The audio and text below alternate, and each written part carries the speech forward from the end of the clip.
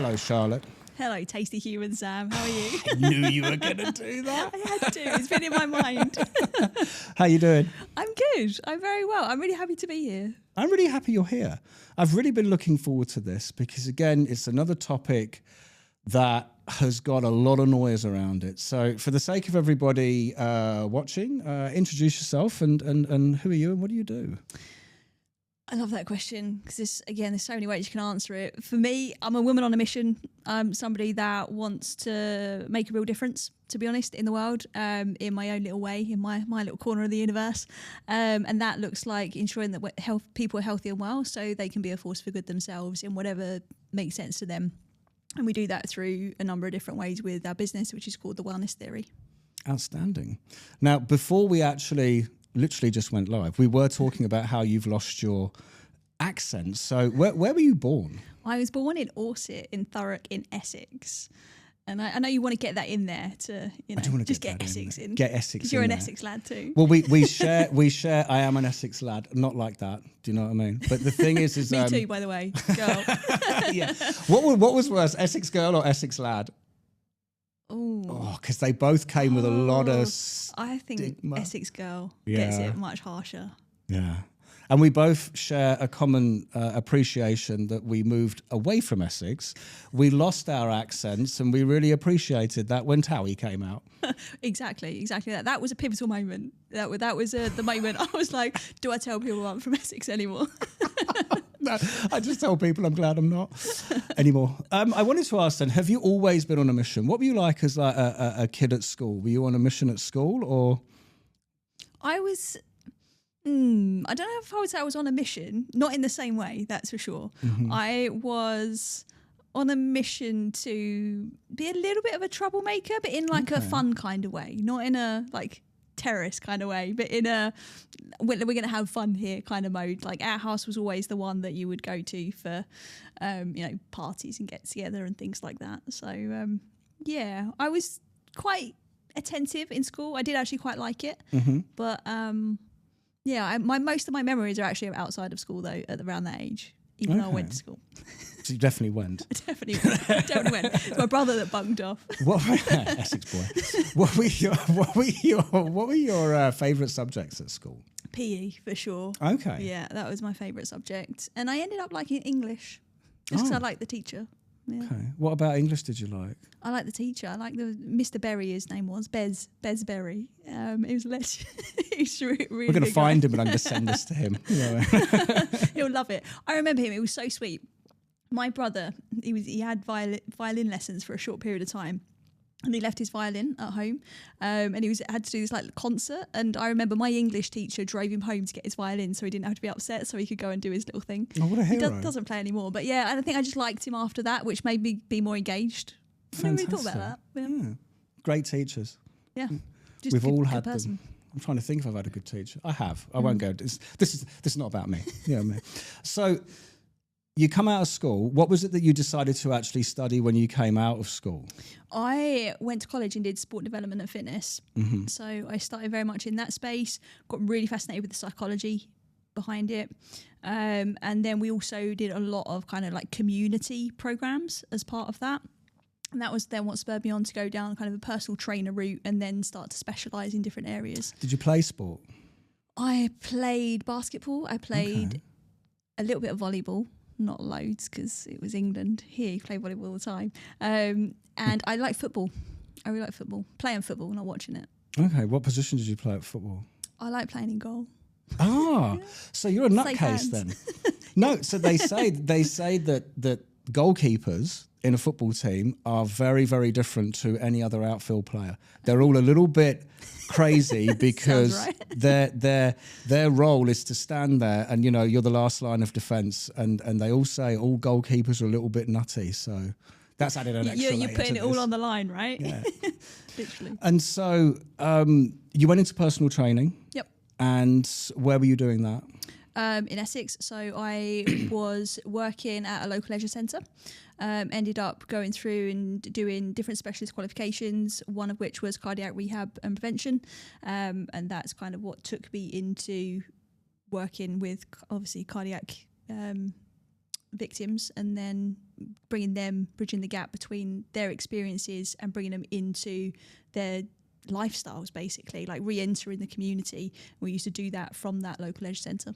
How was the decision making between going from personal training into cardiac patients? Because that's obviously, I can see how you got there, but like personal training has that element of one-on-one sports, and it's designed around that. And what made you then step away into something which, as I hope we will discuss for a period, that would be quite harrowing, I suppose, as a working space? Yeah, well, it was, to be honest, I always wanted to help people, right? That's just always been a theme. I don't really know where that come from, but I just see a glint in your eye there, and you're like, we're going to go there.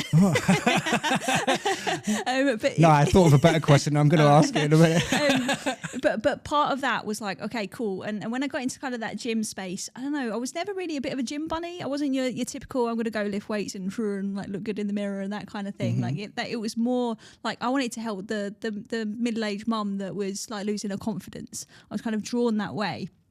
And then naturally, when you go through different qualifications as PT, you kind of go up different levels. And that's when you start to specialise. And that was where my eyes were open to, okay, what are the different ways you can specialise? So it was really just almost the career track of PT combined with that desire, I guess, to help people that kind of just come together at the right time. Okay. That glint in my eyes, I was going to ask you, what were you like as a personal trainer? Like, were you... Personal trainers, I assume, have to have a lot of patience. Yeah. But also... I don't know, like, I always want a personal trainer to sort of own up and go, sometimes I just want to look at these people and go, like, you don't get it. Do you know what I mean? Like, you've come through the door, you were telling me about your night out last weekend with beer and pizza, and now you're complaining that I haven't made you Arnold Schwarzenegger, you know? Yeah, I think for me, depending on my clients as to what kind of trainer I would be, to be honest. Yeah, there's definitely clients that you get and you pretty much know straight away whether they're going to get on board or not. It's like, get on the bus or don't. It's like, and after about... Did you terminate clients? Did I terminate them? Did you just say no? In the early you're days, wasting my time. In the early days, I didn't at all. In the early days, I was there, like just learning how it all works. But then I did get to a point where I was able, fortunately, to say, go work with this guy over here. He's amazing. He's a benefit for you. Well, look, at the risk of having a big tonal shift in our sort of giggling and laughing at the beginning, I definitely wanted to touch upon the cardiac patients and the stroke patients and everything.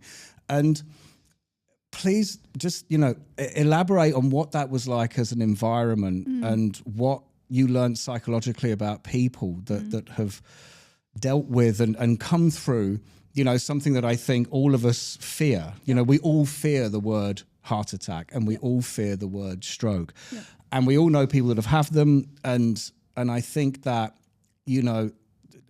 please, just if you could just describe what it was like and what the people were like, I think that'd be great. It's interesting. My mind immediately goes to one of the hospitals that we was working in, and we would go there and we would take them through like different kinds of like stress tests, essentially, to see kind of where they were at and were they ready actually to go back into their community and go home and actually be okay to. Is it safe? And at that stage, there's a lot of fear. There's a lot of gratitude for coming through the other side, but a lot of fear and a lot of actual attachment that then becomes onto the nurses, which is why the programs that I was working on were so important, because it built their confidence again, really, to kind of step out of that space. So if you think you got, for me, I was very young. I was like 19, 20, and I was around people who were like 50, 60, and they were scared, like really scared. And I don't think I'd ever really seen that, and they were very vulnerable. So that was the first time, I guess, being exposed to that. What were they most scared of? Reoccurring. Yeah, reoccurrence for sure. But then there's this grit. There's this grit, like paradigm shift, right? It's like we think one way about something and all of a sudden we change it. There's definitely a grit when they then left the hospital. When they got back into the community, that grit, dependent on their environment and the people they were surrounded by, would stay and they would make the changes they need to. But some, unfortunately, would get to a point where they would just kind of go back into old habits because I think they were just so conditioned with their environment and they felt safe within that comfort of not being healthy or having unhealthy habits. But there was some incredible obviously the majority did make changes. I remember there was one guy, his name's Wayne, he wouldn't mind me sharing because we've talked, and this was an eye-opener for me, I think, actually in my career, when we was doing some exercises basically to get him to be able to walk. He lost his speech. He was a painter and decorator. He lost his speech. He couldn't bend down. He could walk with a stick or with somebody supporting him. But it just had a little girl like a couple of years earlier, and he'd had like a stepson from another marriage, and he was like 4 years old, this other kid, and he couldn't communicate, and he was so frustrated, and you could tell that he couldn't communicate. Unfortunately, his carer that would kind of bring him to these rehab sessions was very good at communicating with, and she could say to me, this is what his frustration looks like, and it would be certain eye movements or certain sounds that he would make would be representative from kind of expressing those frustrations. And we got to a point, we worked together about 4 months in, and he was able to walk down a set of stairs on his, well, not on his own, he had the handle, but he didn't have a person, he didn't have a stick. And at the bottom of the stairs, like his 2 kids were there, and he was able to like kind of like reach down to them for the first time, and he started crying, and I was just like, oh my gosh, like I'm just giving me goosebumps just thinking about it now. But he, and for me, I think that was a moment where I was like, this is such meaningful work. But there was also a part of it for me that was like, I wish there was something we could have done sooner. Like I felt like I was on the wrong side of the fence. I felt like I was in this like reactive mode, which is in very important work. But I think for me, I'm meant to be in this proactive mode. How can we stop people getting to this point where possible? Was there, because again, when you work in something, you know, a true essence of experience is where you've seen all of it, you know. In my line of work, I've seen so many reactions from people to do with hospitality and stuff like this, that you kind of can generalize, you know, through experience. You're not just talking nonsense. Is there a correlation between, you know, the heart attack sufferers and the stroke sufferers where, you know, a lot of them had done that with their lives, or a lot of them have been like that, you know, or was it really potluck? There was a lot down to sedentary lifestyle, right? Not moving enough, not eating the right foods. That was a huge component. But no, there's people in there that you would be surprised to see, people that did look after themselves, that did unfortunately, you know, meet that consequence. But the majority, it was poor lifestyle and stress, right, included in that. And so just sort of on that, just sort of to close off that one point, what do you think a man like me at my age, you know, could focus on immediately because these things seem to come out the blue, you know. Is there something that someone like me, my age group, can focus on straight away that can delay, detect, deterrent, do you know what I mean? Yeah, stress. If you can figure out how to manage your stress, or just learn how to acknowledge when you're stressed, because oftentimes people don't know that they're stressed, and we can get stuck in all sorts of states and not really know it and get used to it. And so I think that's really important, and we've got so many things available to us now, and for some it might feel like overkill, but like trackers and things like that you can keep your eye on certain key metrics and just recognize what does stress look like for you, because for you it might be different to me, right? And to my partner, your partner will look totally different. So acknowledge what does that look like, and then find your ways to manage it, because it's going to be different for everybody. But for kind of men, middle-aged, you know, movement is a big part, and making sure that you're keeping an eye on your diet for sure. Why are you laughing when you say diet? Because you told me earlier that you're at a certain age now. These chairs expose. Do you know what I mean? I think when you say that, being able to acknowledge your stress and understand your stress, I think that's very interesting, because there's never been another time I can remember in my life where that has even been a thing to think about. You know, you would wake up, go to work, stress is part of it. Come home, stress is part of it. Do you know what I mean? And how has this become such a prevalent conversation now? Why has this grown so much? I think there's a lot of research and data to show now that, you know, I think it's 91% now of health issues are preceded by high stress, chronic stress. So so we've got more awareness now. There's more research to show that, but also I think things like data tracking and things like that are helping. But I think there's the shift in narrative. People are more confident and comfortable to talk about how they feel, which wasn't the case before as well. And it was just the norm, right? If we go back to my parents or my grandparents' days, you know, the grandparents were in the war. Yeah. You know, that's stress. I mean, that's trauma, right? I mean, so we've then grown up in conditioned to be like, well, this isn't that, so I must be fine. But actually, that's not always the case, because our nervous system is still responding to our perception of the situation. And not all stress is bad, like we must say that there is an upside to it. Well, I think that I'm an 80s kid. Can I ask? 88. You're born in 88? Yeah, so I'm 37.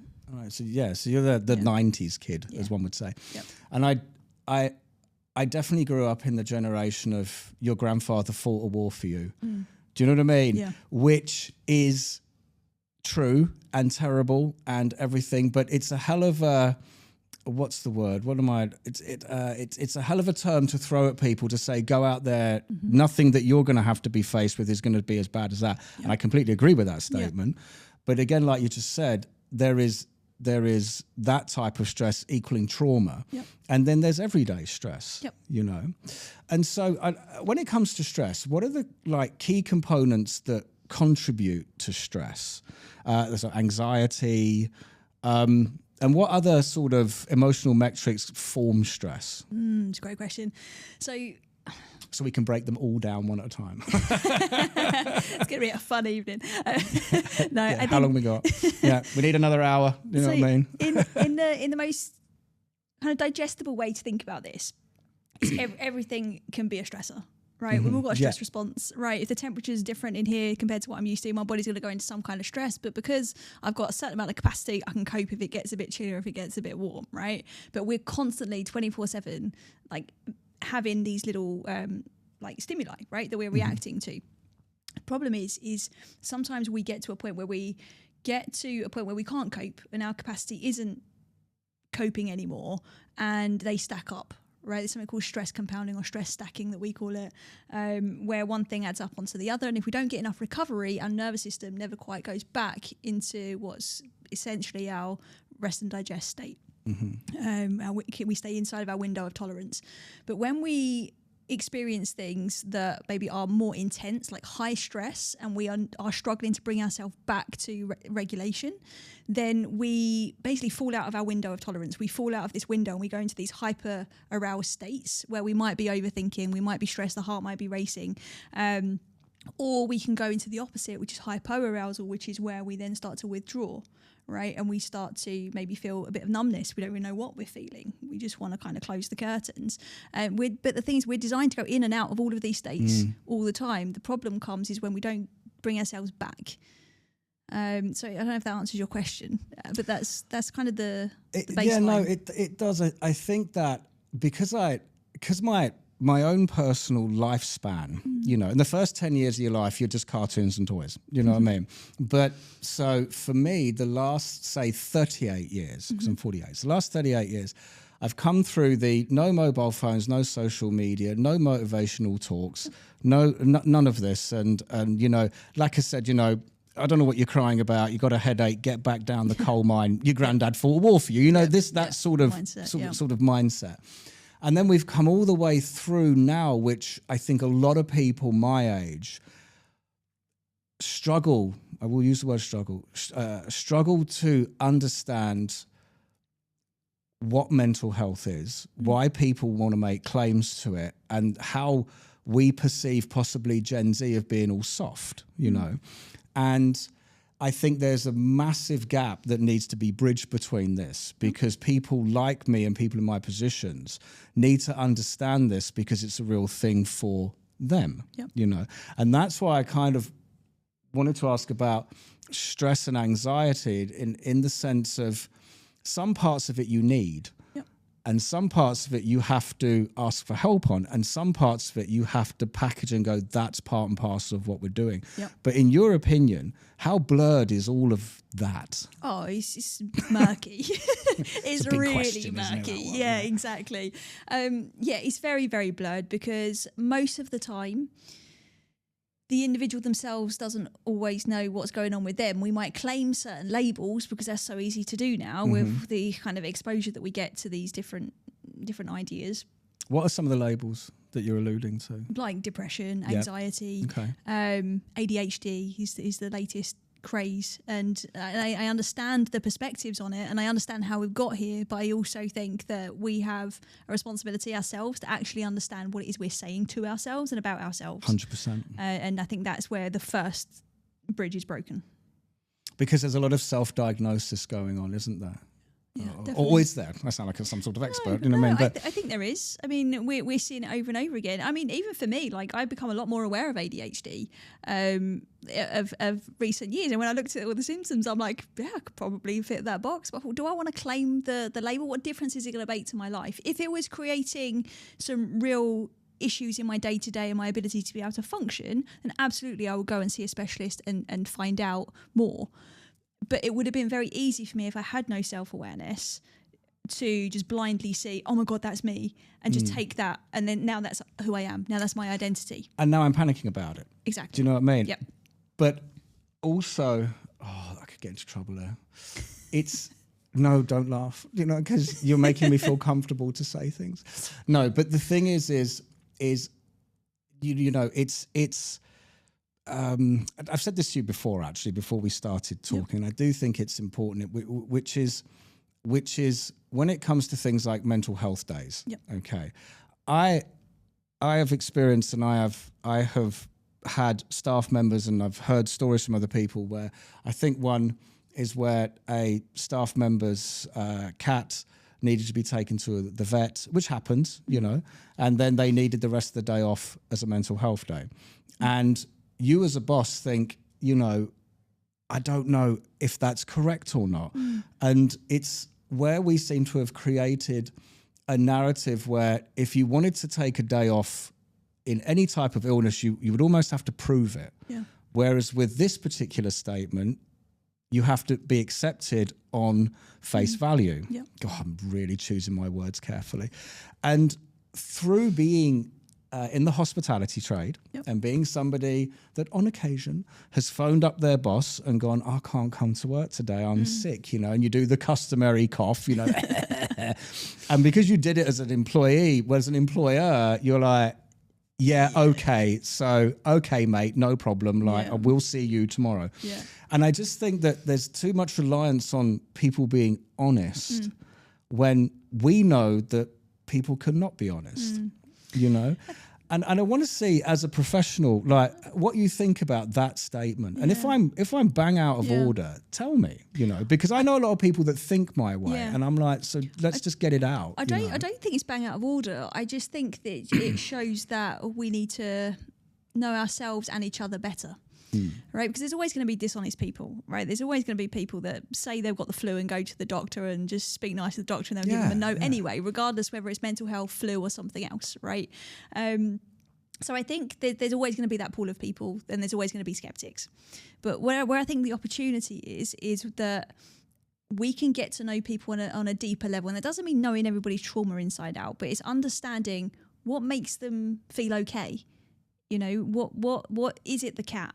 Because if you know that this person has been through something quite significant and this cat is like an emotional support cat, right? Then, okay, understandable. That might be the case. Or there might be some kind of something else going on there that they don't want to talk about. Maybe they're in a domestic violence situation they don't feel comfortable telling you about. Fair enough. Yeah. There's so many other things if we don't get to know the people that we work with. How can companies make it more comfortable and open to speak that way to each other? Because that's another big... I've seen this for years and years and years where there's like a blockage to it. You know, it's almost maybe considered as weakness if people just tell their, you know, how can companies start to put systems in that can give a clearer communication, more comfort? Can I just say how much I love your question? How can a company put a system in that can create that environment? That's the right question to be asking. Yeah. Sorry. but this is it. People are not asking that question. Most people are not asking the question about the system because they're still trying to fix it with stress management workshops or breathwork session and things like this, right? They're still thinking, okay, well, our employees need to be well. We need to reduce sick days, so we need to teach them about nutrition, right? Like this is still the mindset that is very, very prominent. So the fact that you're even asking about the system is already a huge win in my eyes. So thank you very much. Way I would approach that, I feel better about my difficultly worded statement. Do you know what I mean? No, I mean I go off on one of that, but I won't for now. But because I think the answer to your question is really important. How do we create that space? We ask people. We ask the team because everybody's workplace is different. You might be in a huge team. You might be in a small team. Mm-hmm. You might be in a team that has a mature management. When I say mature, I mean like emotionally intelligent enough to be able to create a space like that. Maybe there's a training opportunity that's needed there to understand a bit more about psychological safety. But the easiest way is ask. Mm-hmm. And you can ask questions like, tell me a time when you most enjoyed your job, where you felt most open and free and authentic. You know, you don't have to say, tell me about, what makes you mentally feel well, right? You can frame it in different ways. And you can even ask these questions at onboarding just to get to know the person.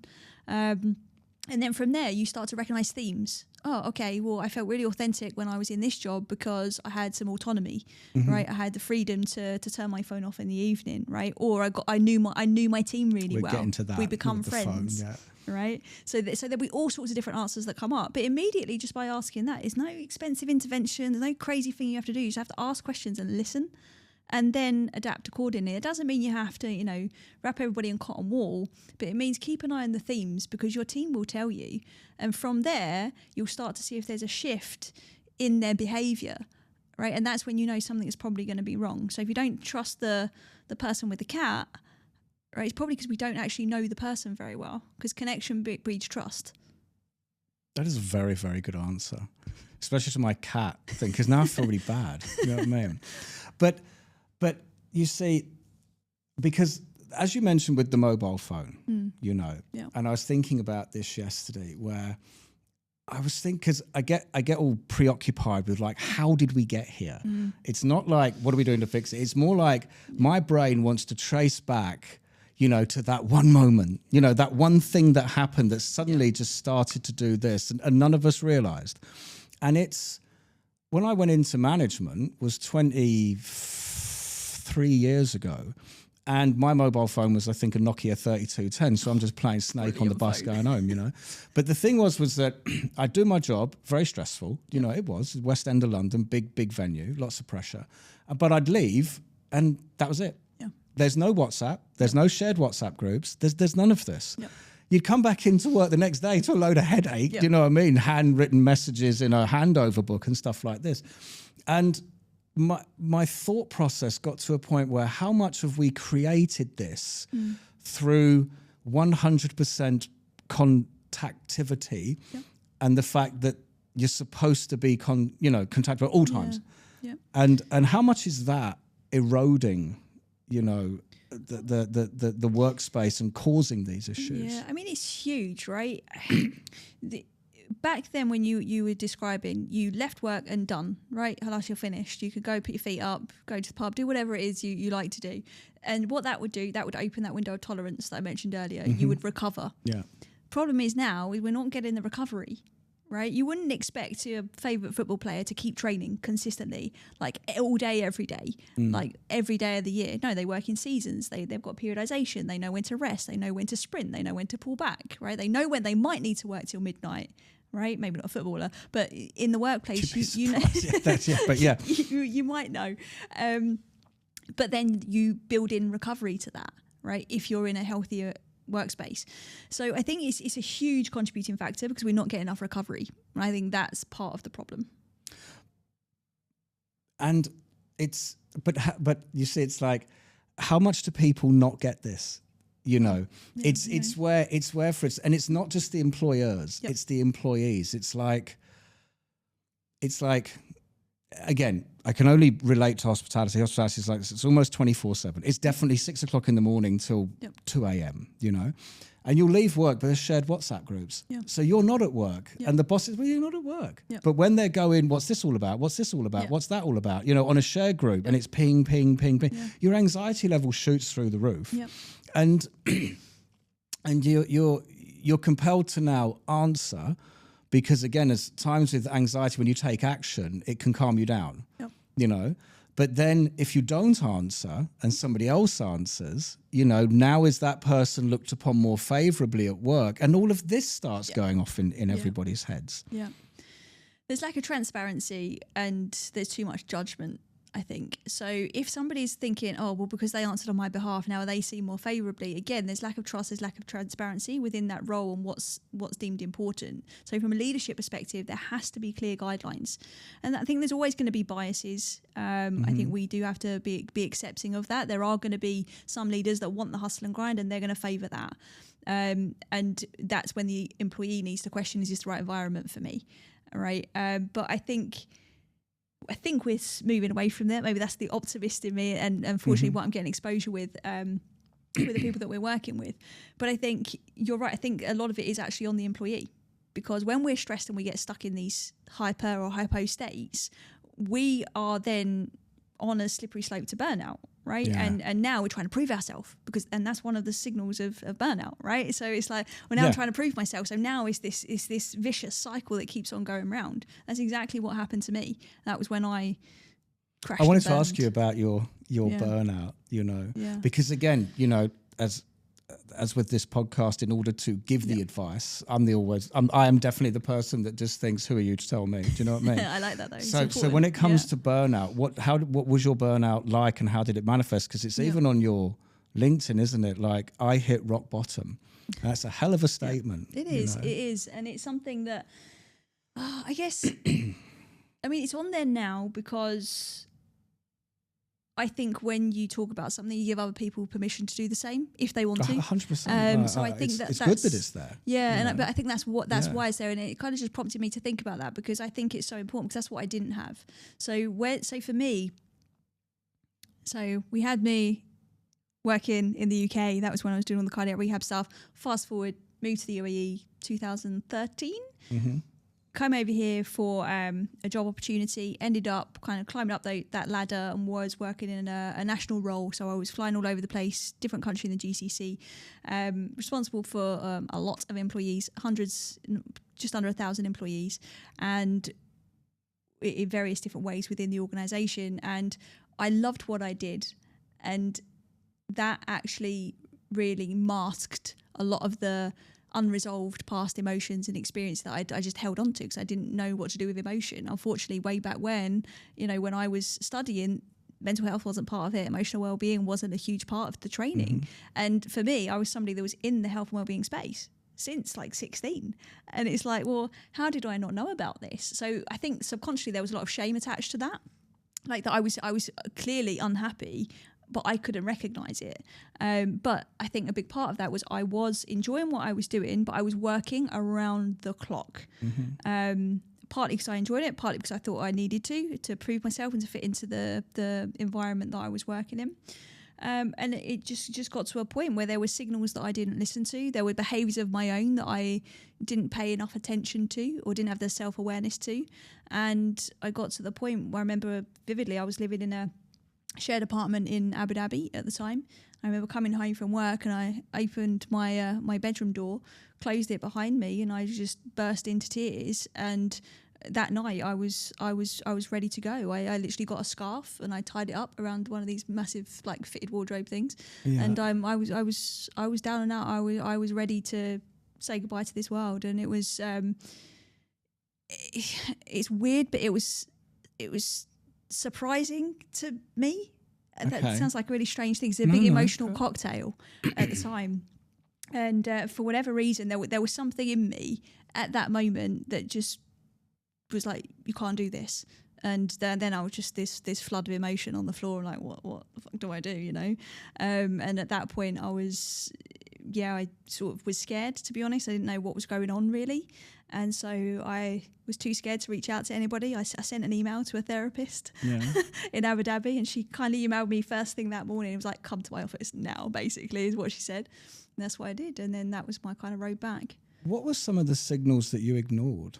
So I was overworking for sure, that need to prove myself, which I wasn't really aware of, but I was then being quite reactive. There were things that I would get quite emotional about that I would never normally have got emotional about, like little things happening at work that just didn't matter.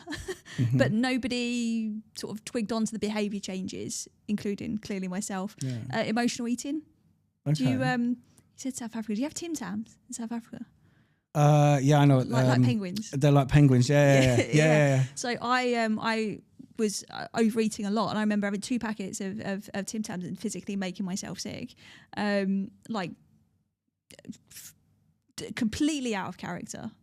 Completely out of character. So like things like that. That was probably the biggest things, and just withdrawing more, so being less social.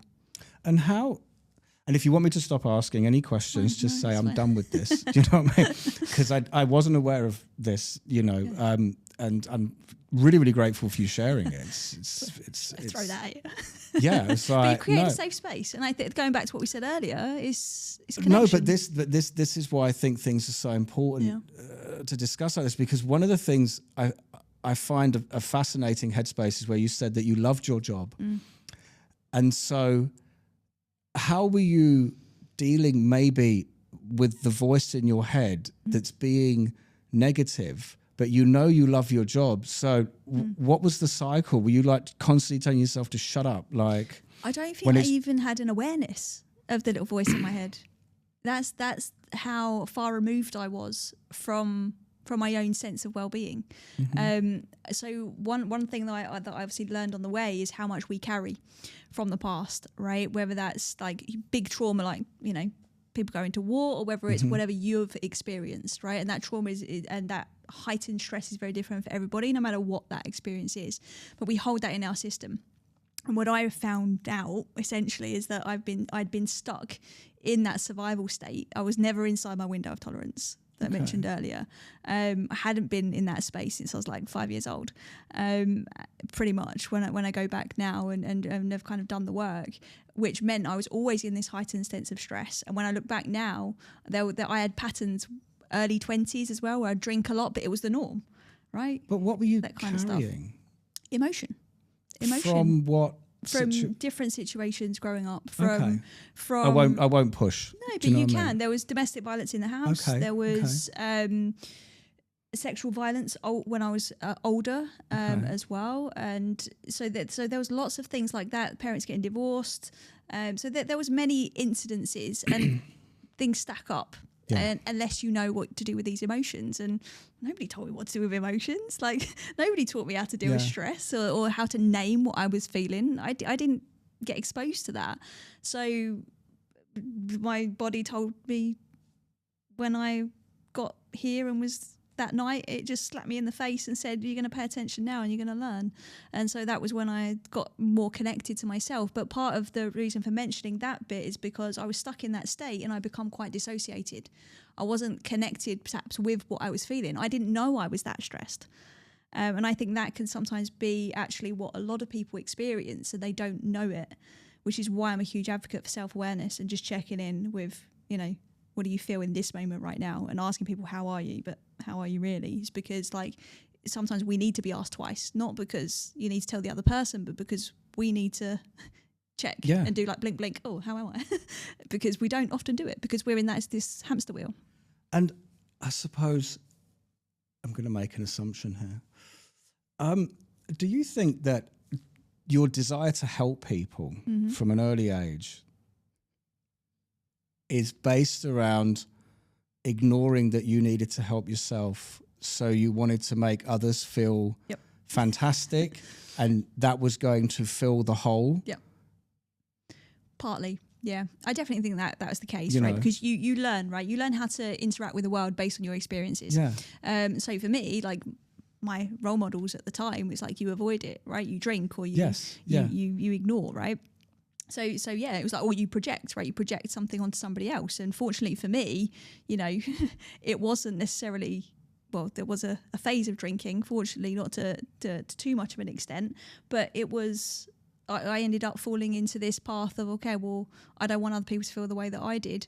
I remember vividly, there was, I was about 13 years old, and there was a cancer research run, you know, these charity runs that happen in like local park. And I'd kind of gone out the house. I needed to get out of the house because it wasn't a fun place to be at that time. And I was stressed. At that point, I noticed I was stressed. I was not doing well. But I was in this park, and there was all these people, and they were all running, but they were all like happy. But yet they were like running for loved ones, and you'd see like people's grandparents' faces on their T-shirts and this kind of stuff, right? And you're just like, wow, they're channeling that into something really special, and that really stuck with me. And I don't think I realised that, and probably until about maybe 5-6 years ago, maybe.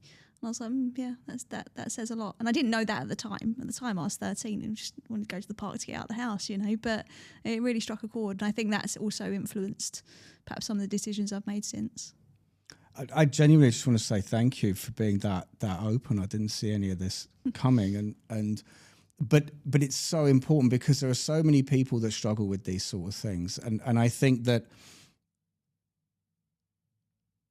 one thing I will take from this is how that's completely changed my understanding of why a lot of these channels need to be opened. Do you know what I mean? Yep. Because I'm blown away by that story. So I think the place to go would be to say, okay, you then emailed the therapist, because what were the sort of steps that came after that to start to move away from that, and then I suppose process and come to terms with what you had done? Yeah.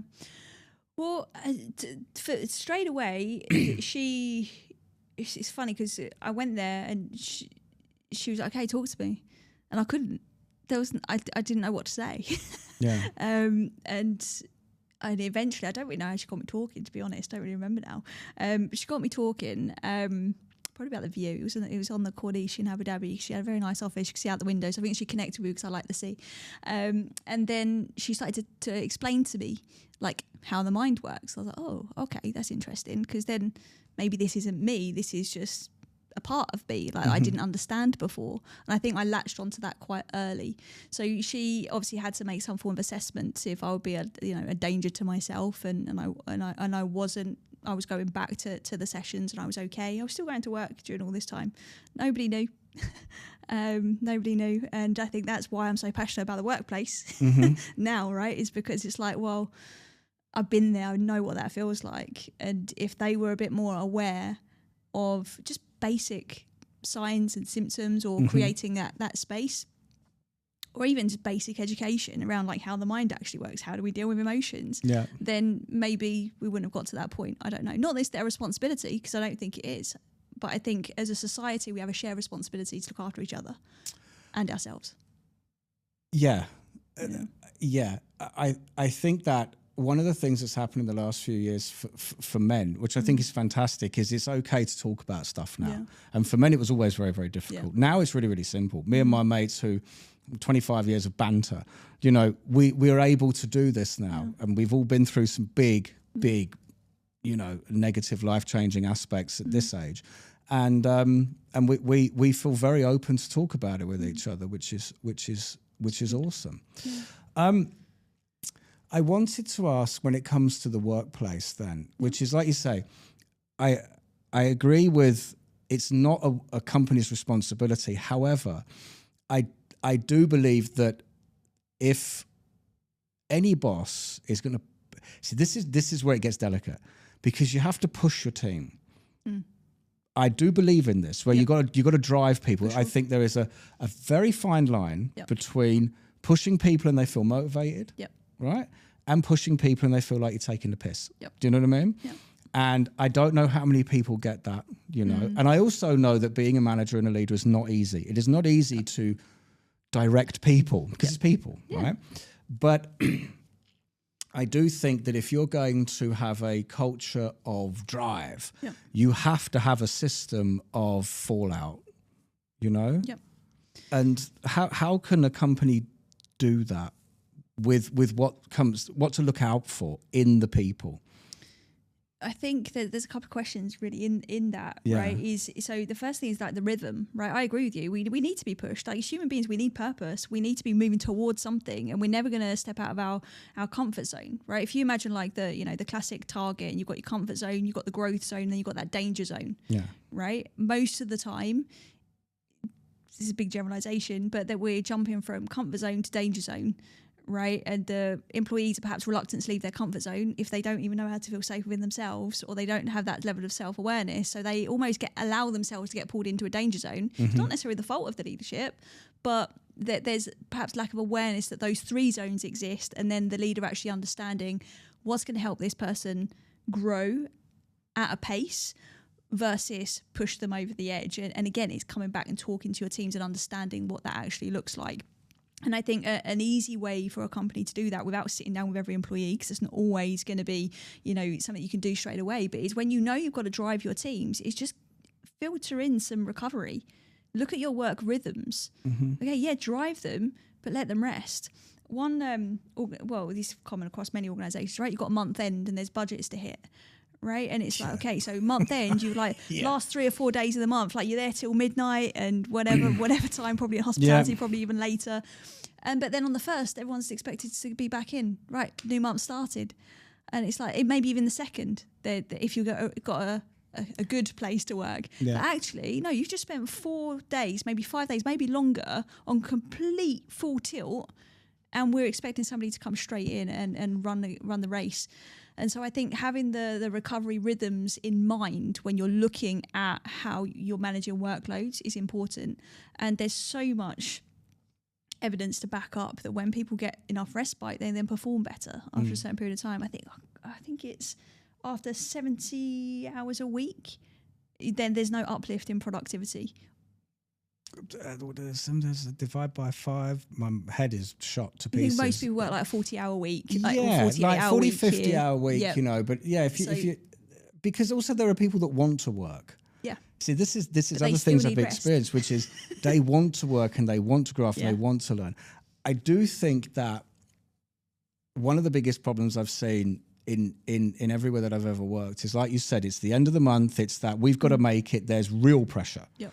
And if you if you didn't make budget the month before or the month before that, which a lot of companies don't, then there's real nasty pressure, Yeah, your job's on the line and immediately you're in this panic state, right? So nervous system, shot already. And also what I think a lot of people don't realise is people slip into a very defensive state.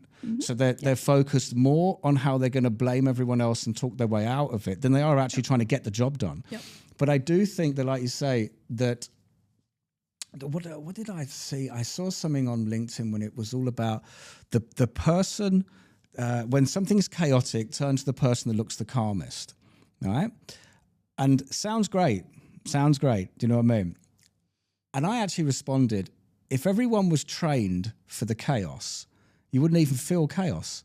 It would just be that moment during the month. So you would go, right, you'd already know in the first week of the month, we need to move into this work phase, and you prepare for it. So like you say, right, you three are going to be here and you're going to, but you're not coming in on the first 2 days of each month because I've got a system set up for that. Exactly. And I don't think enough people plan how it's going to affect the person. They're just looking at the outcome. Correct. Which I think is an interesting, I wouldn't say it's a dark side of business, but I don't think it's something that enough attention is paid to. The actual effect of what you're saying on every person in the organisation. Easy when there's a small team. Very difficult, I think, if you're in a hotel and there's like 1,000 employees. But and I think it can be hard, but you can apply the same kind of thinking as to what that looks like, right? And it will come down to leadership and leadership being on board with perhaps some system changes. But I think it's understanding that both the workplace system exists and the individual exists. We have something we call the well-working ecosystem, which is literally designed like an infinity sign because it all flows together. And if we ignore one piece of the puzzle, then the other piece isn't going to work. Yeah, 100%. And this is kind of where we're seeing the biggest opportunities with companies of all different sizes, is looking at, okay, well, what are the easy wins when it comes to helping your employees regulate their nervous system? Because if they can do that and they're aware of themselves. And I probably wouldn't say it like that maybe if I'm sitting here with a CEO and that kind of stuff. But at the same time, that's what it comes down to, because then that regulates your business. But I think some people need to just hear it like that. Yeah. And this was talking about this gap between old school. And I listen, I say this a lot on my LinkedIn page, boomers and Gen X and Gen Z. I have Gen Zs on the podcast. I love them. They're fantastic because you see a completely different aspect of life. But it's like I do think that some people just need to be stopped in their tracks and gone, stop thinking about, if you want to turn it into a way maybe they'll understand. Productivity equals better returns, better service, better returns, better business. That's it.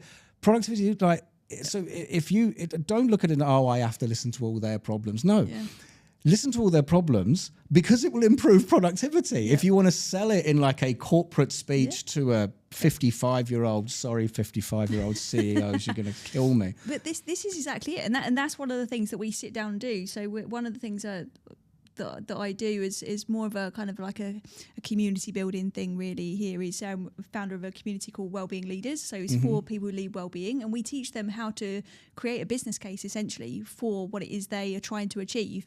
9 times out of 10, they need a bit of education on what metrics they need to look at. Because if I go to a company and say, okay, tell me how much money you've spent on this and how much you've lost on that, and if you're willing to give me these numbers, I can tell you how much you could potentially be either saving or earning. And as soon as you put it in that language, suddenly they're on board. But I think there's a missing link towards the productivity and wellbeing piece. Because I think the X's and the boomers, my lot and the ones before me, they come from your granddad fought in a war, go down the coal mine. I only got a orange and a piece of coal for Christmas. My dad used to say that to me, in a tiny train set, and there you are with a Commodore 64, this sort of thing. And so our DNA is based around the harsh. Do you know what I mean? You will, because of what came before. And then to sit and have to acknowledge that you have to have a much softer side. I think people really struggle with it. You can be firm and soft. Do you know what I mean? Because essentially you're a support system for your team. But one thing, because we're running out of time, and I should have done 3 hours. Do you know what I mean? No, I mean, but I think I don't want to suddenly leap into a different section. I do want to sort of ask, or maybe even sort of state from my experience, where you said the workshop doesn't work. I couldn't agree with you more. I could not agree with you more about how we're working and the team look a bit stressed, so we'll do a mental health workshop, or we'll get in a speaker that you've never seen before. You've got no attachment to. You'll no spend trust. an hour there if you can actually not look at your phone for 10 minutes. That's going ping, ping, ping, whilst they start talking about stuff. And I can categorically state, I don't know anybody that's ever remembered what's been said in any type of workshop, and I just wanted to come back to that, because I completely agree with you. You wouldn't go to the dentist if you got a broken leg. No. Right? And this is what's happening when we look at workplace wellbeing, right? We've got all these broken legs, and we're still trying to get the dentist to solve the problem because something looked good on LinkedIn or on Instagram. And because maybe there isn't a deep enough level of understanding as to how all these things are connected to each other. We spoke about like being on the phone all the time. It's like, so some organizations, then they are like, okay, well, there's a drawer or a lockbox and things like this now for times and stuff. It's like, okay, well, that's one way to look at it. But the other way to look at it is just lead by example, and let's have a right to disconnect after a certain time. Let's have some kind of parameters in play, and we actually talk about these things so that actually we can fix that expectation, that more the systemic issue, than trying to teach people how to, go to bed earlier and just stop scrolling and all this kind of stuff, It's because it's not something you can just turn on overnight. You can't read a meme that's saying, go out there and just crush it.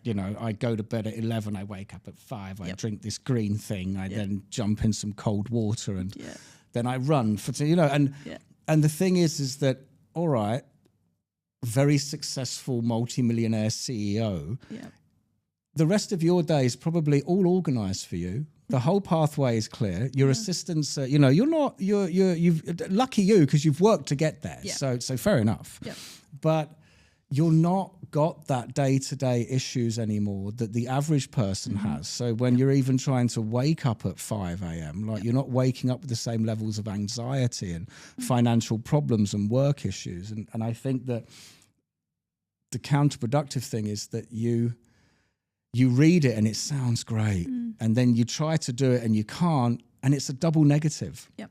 You know, and that's when you get into the shame spiral, right? And I think that's what's wrong with social media at the moment. I think there's a lot of benefits to it in many ways, but I think there's also a lot of downsides, and I think that's a huge piece of it. It's people that have got this hustle mindset that are like trying to, send you to the moon and back before work, and then you've got to get on with your life, forgetting that most people have got some screaming kids in the background. They've got a boss and team. They're probably the sandwiched person in between everything else, and that's a heck of a lot of pressure, and I think we just add more shame to that, which makes people feel even more defeated, and they're like, well, why bother? And then we kind of just get stuck in this comfort zone, and again, it's just this self-fulfilling prophecy that we end up where we started, if not worse. Correct.